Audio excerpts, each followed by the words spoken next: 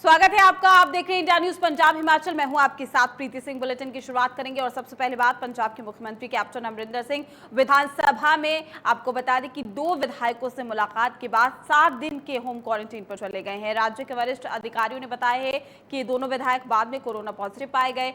CM के media अधिकारी रवीन ठुकराल ने ट्वीट भी किया है। अमरिंदर सिंह ने विधानसभा सत्र से पहले कई सावधानियां बरतने का आदेश दिया था। आपको ये भी बता दें कि सप्ताह पंजाब के 29 विधायकों मंत्रियों को कोरोना टेस्ट पॉजिटिव आया है। कैप्टन ने उन विधायकों से शुक्रवार को 1 दिवसीय विधानसभा सत्र में शामिल नहीं होने का आग्रह किया था जो संक्रमित विधायकों के संपर्क में थे। तो ट्वीट के जरिए ये जानकारी दी गई है। खबरों में आगे बढ़ेंगे और बात करेंगे पंजाब में कोरोना का कोहराम जारी है। पिछले 24 घंटे में कोरोना के 1470 नए मामले सामने आए हैं, जबकि कुल मामलों की संख्या 50,800 के पार जा चुकी है। वहीं प्रदेश में कोरोना के 15,409 एक्टिव केस हैं। कोरोना को करीब अगर हम बात करें 34,091 मरीजों ने अभी तक मात दे दी है। और वहीं पंजाब में अगर कोरोना से संक्रमित जिलों की बात करें तो सबसे अधिक कोरोना के मामले लुधियाना में पाए गए हैं। लुधियाना में कोरोना के 2,552 मामले हैं। फिर जालंधर में कोरोना के 2,043 मामले हैं। एसएएस नगर में भी कोरोना के 1,536 मामले, पटियाला में कोरोना के 1,423 मामले हैं और गुरदासपुर की अगर हम बात कर लेते हैं तो 758 मामले सामने आए हैं। यानी कि तेजी से पंजाब में भी कोरोना का कहर जारी है। हालांकि रिकवरी रेट की अगर हम बात करें तो 64% से अधिक जो रिकवरी रेट है फिलहाल वो देखने को मिल रहा है। लेकिन तमाम जिलों की अगर हम बात करें तो लगातार आंकड़ों में इजाफा हो रहा है। 24 घंटे में 1,470 केस सामने आए। हाल ही में पंजाब भर में जहरीली शराब के चलते करीब 120 लोगों ने अपनी जान गंवाई थी, जिसके बाद से ही पुलिस प्रशासन और कांग्रेस सरकार नशा तस्करी करने वालों के खिलाफ सख्त कार्रवाई कर रही है। और इसी कड़ी में तरनतारन पुलिस ने भी जिले भर में नशे पर रोकथाम के लिए ड्रोन से सर्च ऑपरेशन चलाया ताकि नशा तस्करों को गिरफ्तार किया जा सके।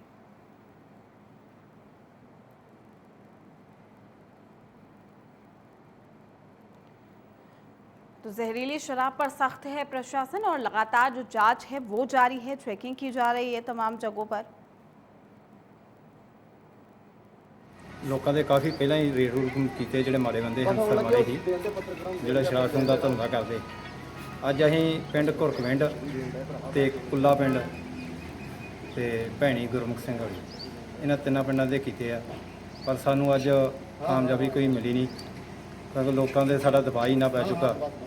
ਜਿਹੜਾ ਲੋਕਾਂ ਨੇ ਜੇ ਕੋਈ ਕਰਦਾ ਚੋਰੀ ਛੱਪੀ ਕੱਢਦਾ ਸੀ ਤੇ ਉਹ ਵੀ ਬੰਦ ਕਰਤਾ ਲੋਕਾਂ ਨੇ। ਇੱਕ ਸਰ ਵੇਖਿਆ ਜਾ ਰਿਹਾ ਕਿ ਤੁਹਾਡੇ ਵੱਲੋਂ ਡਰੋਨ ਦੀ ਵੀ ਮਦਦ ਲਈ ਗਈ, ਜਿਹੜਾ ਪਿੰਡਾਂ ਦੇ ਵਿੱਚ ਡਰੋਨ ਡਰਾਏ ਜਾ ਰਹੇ ਨੇ। ਹਾਂਜੀ ਹਾਂਜੀ, ਡਰੋਨ ਦੀ ਸਾਨੂੰ ਅੱਜ ਬਹੁਤ ਮਦਦ ਮਿਲੀ ਆ ਤੇ ਅਸੀਂ ਬੜੀ ਕੋਸ਼ਿਸ਼ ਕੀਤੀ ਵੀ ਅੱਜ ਰਿਕਵਰੀ ਕਰਕੇ ਲੋਕਾਂ ਦੇ ਸਾਹਮਣੇ ਲਿਆਵਾਂਗੇ।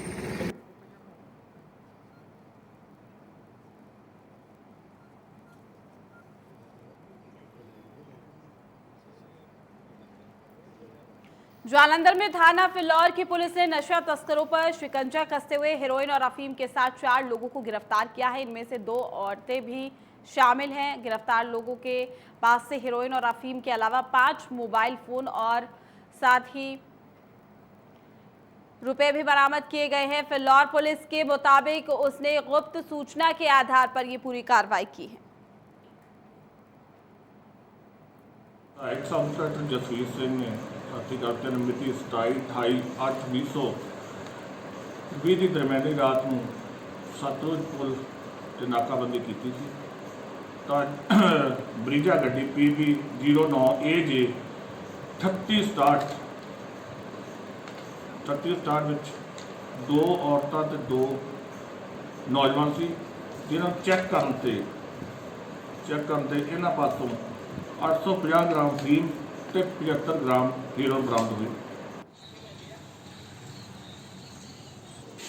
वहीं बात करेंगे धुरी में युवती के दलाल से ऑनलाइन बीमा पॉलिसियों को खरीदने के नाम पर 1 करोड़ और 2 लाख के घोटाले का मामला सामने आया है। सिटी पुलिस स्टेशन के प्रभारी दर्शन सिंह ने मीडिया से बात करते हुए कहा कि धुरी की रहने वाली आरती करमचंद्र ने SSP संगरूर को ये आवेदन दिया था और वो इस पूरे मामले में जांच भी करे। और SSP संगरूर को किए गए आवेदन के बाद DSP मोहित अग्रवाल की तरफ से भी की गई जांच के दौरान दिल्ली, हरियाणा, यूपी के 5 लोगों के खिलाफ धोखाधड़ी का मामला भी दर्ज किया गया और धोखाधड़ी का शिकार हुए लोगों पर निगरानी रखी जा रही है। ਇਹ ਜੀ ਧੂਰੀ ਦੇ ਆੜ੍ਹਤੀਏ ਨੇ ਕਰਮਚੰਦ ਜੀ, ਇਹਨਾਂ ਨੂੰ 2013 ਤੋਂ ਇਹਨਾਂ ਨੇ ਆਨਲਾਈਨ ਕੁਝ ਬੰਦਿਆਂ ਨੇ ਕੰਟੈਕਟ ਕੀਤਾ ਵੀ ਅਸੀਂ ਆਹ ਕੰਪਨੀ 'ਚ ਲੱਗੇ ਹੋਏ ਹਾਂ ਜੀ, ਅਤੇ ਇਸ ਕੰਪਨੀ ਦੀਆਂ ਆਹ ਬੜੀਆਂ ਬੈਨੀਫਿਟ ਵਾਲੀਆਂ ਪਾਲਿਸੀਆਂ ਨੇ। ਇਹਨਾਂ ਨੇ ਪਾਲਿਸੀਆਂ ਖਰੀਦਦੇ ਰਹੇ ਜੀ, ਉਹਦੇ ਵਿੱਚ ਪ੍ਰੀਮੀਅਮ ਇਹ ਜਮ੍ਹਾਂ ਕਰਾਉਂਦੇ ਰਹੇ। ਉਹ ਪਾਲਿਸੀਆਂ ਬਾਅਦ ਦੇ ਵਿੱਚ ਫੇਕ ਨਿਕਲੀਆਂ ਅਤੇ ਇਹਨਾਂ ਨੂੰ ਇੱਕ ਉਹਨਾਂ ਨੇ ਝਾਂਸਾ ਦਿੱਤਾ ਵੀ ਤੁਹਾਨੂੰ ਦਿੱਲੀ ਜਾਂ ਬੰਬੇ ਦੇ ਵਿੱਚ ਅਸੀਂ ਫਲੈਟ ਦੇਵਾਂਗੇ। ਜਦੋਂ ਇਹਨਾਂ ਨੇ ਉਹ ਵੈਰੀਫਾਈ ਕੀਤੇ ਤਾਂ ਉੱਥੇ ਕੋਈ ਜਗ੍ਹਾ ਹੈ ਨਹੀਂ ਸੀ ਜੋ ਉਹਨਾਂ ਨੇ ਲੋਕੇਸ਼ਨ ਦੱਸੀ ਸੀ।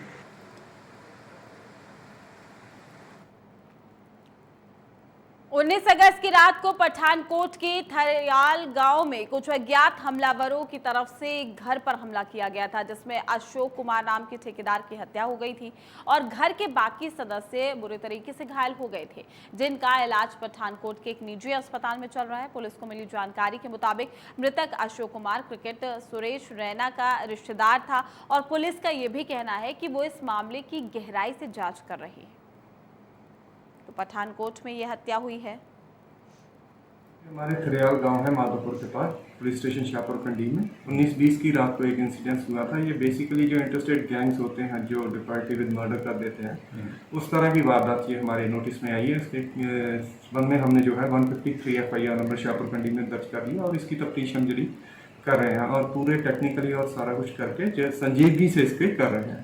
बाकी जो अभी बात बताई है आपने सुरेश रैना जी के हैं, इसके बारे में हमारे पास अभी पता चला है, इससे पहले हमें पता नहीं था। लेकिन हम अपना जो काम है, जो अपनी इन्वेस्टिगेशन है, वो पूरी संजीदगी और अच्छी तरह से कर रहे हैं। वहीं बात करेंगे लहरा गागा के मूनक गांव में मिल रहा है घटिया क्वालिटी का गेहूं, जिसको लेने से इनकार करते हुए गरीबों ने सरकार के खिलाफ जमकर नारेबाजी की। लोगों का कहना है कि गेहूं इंसानों के खाने लायक भी नहीं है, इसमें फंगस लगा हुआ है। लोगों ने यह भी बताया कि इस गेहूं का रंग भी काला पड़ चुका है और साथ ही ये काफी पुराना भी था। गाँव वालों ने बताया है कि इस बात पर जब फूड सप्लाई विभाग के इंस्पेक्टर से बात की गई तो उनका ये कहना था कि आप जो साफ गेहूं है उसे रख लो, बाकी वापस कर दो।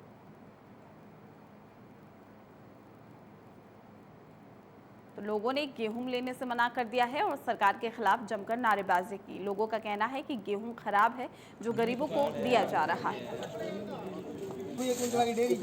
जो अज पिंड विच कणक आई है ये मतलब चंगे दर्जे की नहीं है, पुल्ली लगी हुई है तो खराब कणक है जो कि मतलब खाण ਦੇ ਯੋਗ नहीं है।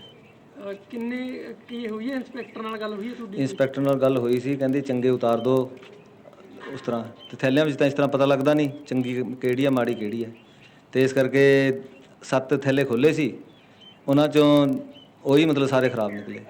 ਇਹ ਬਿਲਕੁਲ ਨਜਾਇਜ਼ ਕਣਕ ਹੈ ਜੀ, ਜਿਹੜੀ ਵੀ ਕਾਲੀ ਕਣਕ ਹੈ ਧੱਬਿਆਂ ਵਾਲੀ ਸਾਰੀ ਬਿਲਕੁਲ ਥੱਲੋਂ ਪਿੜਾਂ ਦੀ ਸੰਭਰੀ ਹੋਈ। ਸਰਕਾਰ ਨੇ ਕੋਈ ਸਾਡੇ ਵਾਸਤੇ ਸੁਝਾਅ ਨਹੀਂ ਦੇ ਰੱਖਿਆ ਹੈਗਾ। ਜੋ ਕਿ ਕਰੋਨੇ ਦੀ ਬਿਮਾਰੀ ਨਾਲ ਲੋਕੀ ਪਹਿਲੀ ਮਰੇ ਹੋਏ ਨੇ, ਇਹ ਆਪਣੇ ਦੁਬਾਰੇ ਫੇਰ ਕੋਟੇ ਵਾਲੀਆਂ ਕਣਕਾਂ ਦੇ ਕੇ ਲੋਕੀ ਕਹਿ ਰਹੇ ਨੇ 35 ਕਿਲੋ ਮਿਲ ਰਹੀ ਹੈ, 30 ਕਿਲੋ ਮਿਲ ਰਹੀ ਆ। ਇਹਨਾਂ ਕਣਕ ਨਾਲ ਖਾਣ ਨਾਲ ਕੈਂਸਰ ਦੀ ਬਿਮਾਰੀ ਬਿਲਕੁਲ ਜ਼ਰੂਰ ਹੋ ਜਾਣੀ ਹੈ ਜੀ। ਇਹ ਕਣਕ ਜਿਹੜੀ ਆਪਣੇ ਪਿੰਡ ਦੇ ਵਿੱਚ 2 ਟਰੱਕ ਆਏ ਹਨ, ਇਹ ਸਾਰੀ ਕਣਕ ਵਾਪਸ ਕੀਤੀ ਜਾਵੇ ਤੇ ਇਹ ਕਣਕ ਦੀ ਸਾਨੂੰ ਕੋਈ ਚਾਹਨਾ ਨਹੀਂ ਹੈਗੀ। ਅਸੀਂ ਭੁੱਖੇ ਭਾਲੇ ਜਿਵੇਂ ਵੀ ਹੈਗੇ ਆ ਆਪਣੇ ਘਰਾਂ ਦੇ ਵਿੱਚ ਸਹੀ ਹੈਗੇ ਆ। ਇਹ ਜਿਹੜੀ ਕਣਕ ਆਈ ਹੈ ਵੀਰ ਜੀ, ਇਹ ਸਭ ਤੋਂ ਸਰਕਾਰ ਦੀ ਨਲੇਕੀ ਹੈ ਜਿਹੜੀ ਇਹ ਕਣਕ ਭੇਜੀ ਹੈ। ਕਣਕ ਹੀ ਨਹੀਂ ਹੈਗੀ ਦੇਖਣ ਯੋਗ, ਇਹ ਤਾਂ ਪੂਰਾ ਕਬਾੜ ਭੇਜਿਆ ਜੀ। ਗੌਰਮੈਂਟ ਨੇ ਮੱਥ ਰੱਖੀ ਹੈ ਵੀ ਪੰਜਾਬ ਦੇ ਲੋਕਾਂ ਨੂੰ ਜਾਨੋਂ ਮਾਰਨਾ ਹੈ। ਇਹ ਕਣਕ ਥੋੜੀ ਹੈ ਜੀ, ਇਹ ਖਾਣ ਵਾਸਤੇ ਨਹੀਂ ਹੈ ਕਣਕ ਜੀ।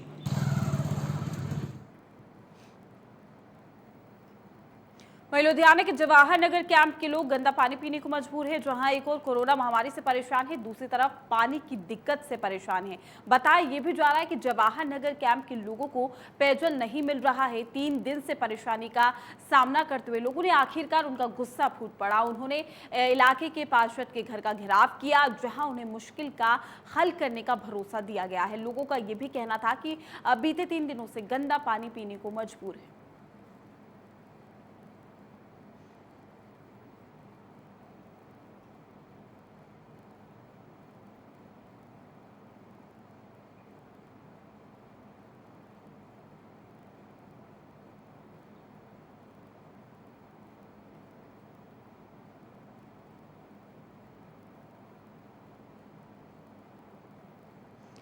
तो गांव में पानी की किल्लत है, पानी की दिक्कत है, लोग गंदा पानी पीने को मजबूर है, जिसको लेकर वो लगातार शिकायतें भी कर रहे हैं, लेकिन उनकी किसी भी शिकायत पर कोई सुनवाई नहीं हुई। कई बार वो शिकायत कर चुके हैं। ऐसे में जमकर नारेबाजी करते हुए नजर आए। 3 दिन से पेयजल की समस्या बनी हुई है।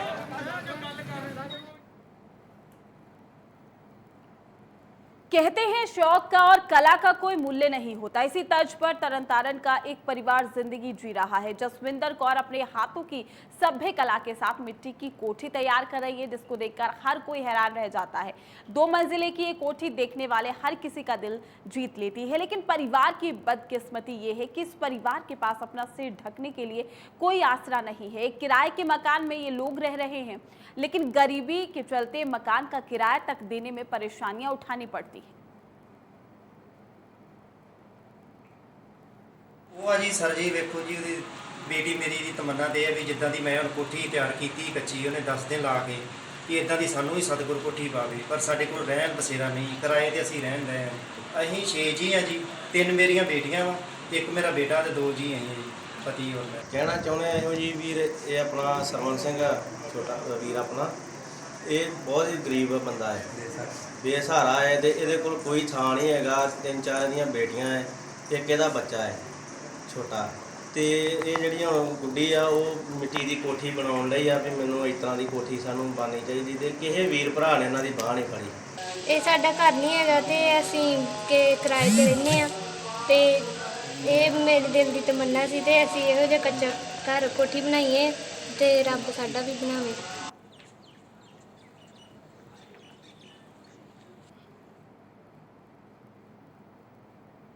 चलिए अब बात करेंगे प्रधानमंत्री नरेंद्र मोदी आज सुबह 11 बजे मन की बात कार्यक्रम करते हुए नजर आएंगे। देशवासियों को संबोधित करेंगे और उनके मासिक रेडियो बुलेटिन का ये 68वां संस्करण होगा। प्रधानमंत्री ने इसके लिए लोगों से इनपुट्स और विचार भी शेयर करने को कहा था।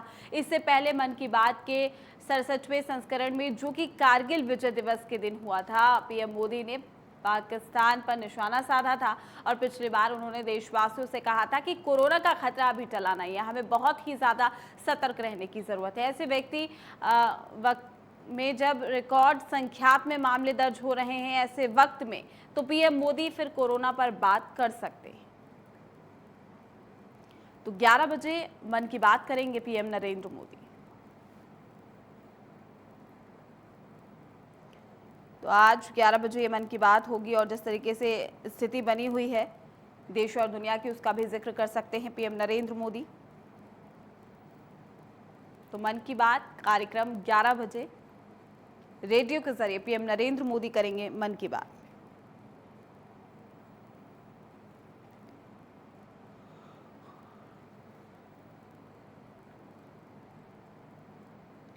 दुनिया भर में बढ़ रहे कोरोना संक्रमण के बीच में केंद्र ने जारी की है अनलॉक 4 की गाइडलाइंस। आइए आपको बताते हैं कि देश में अब क्या क्या खुलने जा रहा है।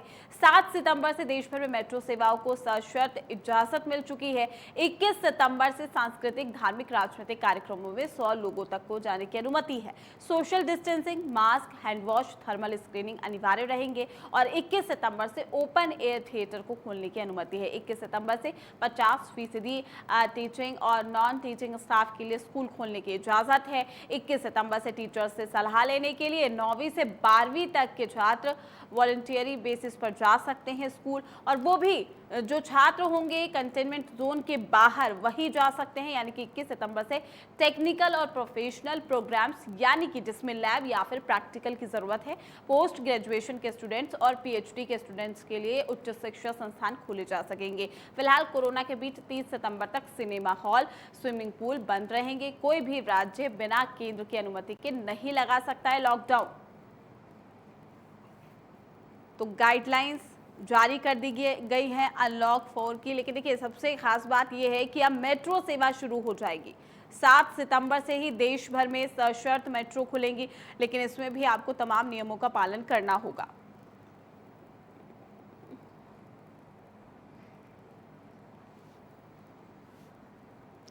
तो 21 सितंबर के बाद इच्छुक छात्र जो है सलाह ले सकते हैं। प्रैक्टिकल, टेक्निकल जो लैब के वर्क्स हैं उसमें पीएचडी के छात्र जो हैं वो जाकर अपने टीचर से परामर्श कर सकते हैं।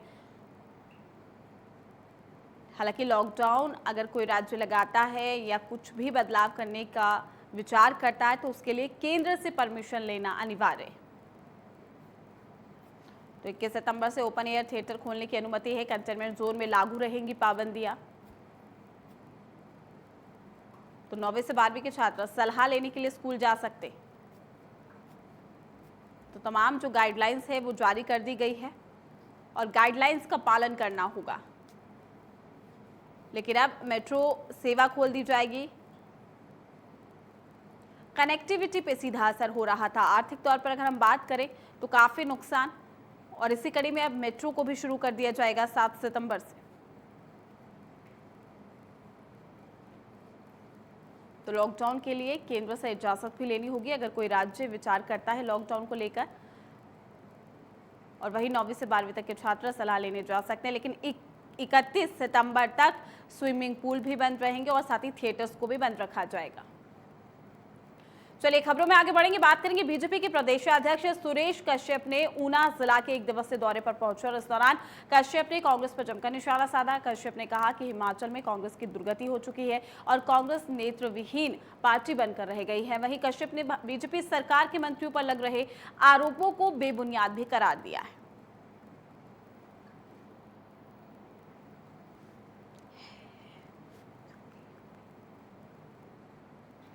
हिमाचल वित्त आयोग के चेयरमैन सतपाल सत्ती ने जेईई नीट के एग्जाम के विरोध को लेकर कांग्रेस के विरोध को औचित्यहीन बताया है। उन्होंने युवाओं से जुड़े इस विषय पर राजनीति नहीं करने की बात कही। वित्त आयोग अध्यक्ष बनने के बाद ऊना पहुंचे सत्ती का ऊना में जोरदार स्वागत हुआ। सत्ती ने इस नई जिम्मेदारी के तहत सभी नगर इकाइयों में सही ढंग से विकास किए जाने को अपनी प्राथमिकता बताया है।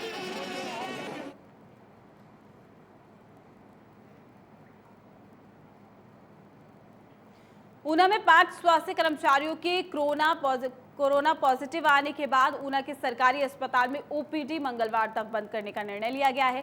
बताया ये भी जा रहा है कि 4 सफाई कर्मचारी, एक स्टाफ नर्स और ऑर्थो वार्ड के एक मरीज की कोरोना रिपोर्ट पॉजिटिव आई है और इससे पहले भी अस्पताल के 10 कर्मचारियों को आइसोलेट किया गया है, जिसे देखते हुए अस्पताल की ओपीडी को 3 दिन के लिए बंद कर दिया गया है। हालांकि अस्पताल में इमरजेंसी सेवाएं चलती रहेंगी। बुधवार से अस्पताल में ओपीडी सेवाएं फिर से शुरू की जाएंगी।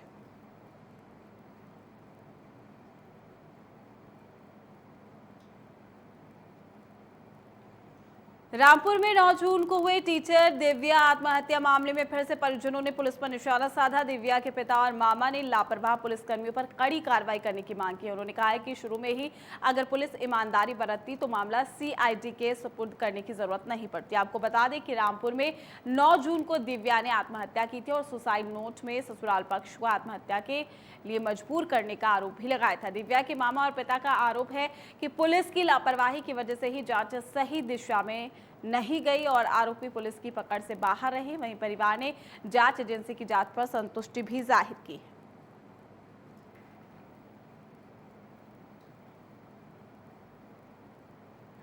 नालागढ़ के तहत पड़ने वाले कुंडलू गांव में बारिश ने भारी तबाही मचाई है। कुंडलू गांव में 1 सप्ताह पहले तेज बारिश के चलते गांव के आधा दर्जन से ज्यादा घरों पर भारी भूस्खलन हुआ था, जिसके चलते लोगों के घरों में जगह जगह से दरारें आ चुकी थी। 1 सप्ताह से ग्रामीण स्थानीय प्रशासन से मदद की गुहार लगा रहे थे, लेकिन 1 सप्ताह बीत जाने के बाद प्रशासनिक अधिकारी मौके पर पहुंचे और उन्हें राहत सामग्री दी गई। विधायक लखविंदर सिंह राणा ने भी मौके पर पहुंचकर हालात का जायजा लिया। आपको बता दें कि बीते दिनों हुई बारिश ने कुंडलू गांव में भारी तबाही मचाई है और जिसके चलते आधा दर्जन से ज्यादा घरों में दरारें आ गई और किसानों की जमीन भी भूस्खलन की भेंट चढ़ गई है। गरीब किसानों ने सरकार और प्रशासन से जहां मदद की गुहार लगाई।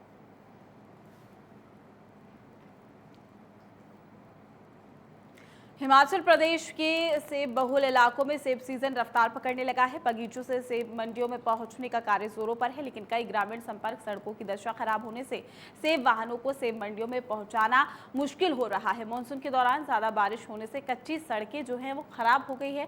दलदल के चलते सेब से लदे वाहन कीचड़ में फंस रहे हैं। खास करके दूर दराज के क्षेत्रों में सड़कों की दशा ठीक न होने से वाहन चालकों को परेशानी का सामना करना पड़ रहा है। तो बागवानों को भी सड़कों की दशा ठीक न होने के चलते सेब ढुलाई किराया अधिक देना पड़ रहा है और वाहन चालकों का यह भी कहना है कि सड़कें ठीक ना होने से वाहनों को नुकसान हो रहा है। ऐसे में भाड़ा ज्यादा लेना मजबूरी बन गया है। दलदल अधिक होने से वाहनों को काफी नुकसान हो रहा है। समय पर भी अधिक लग रहा है। फिलहाल के लिए इस बुलेटिन में इतना ही। आप बने रहिए इंडिया न्यूज के साथ।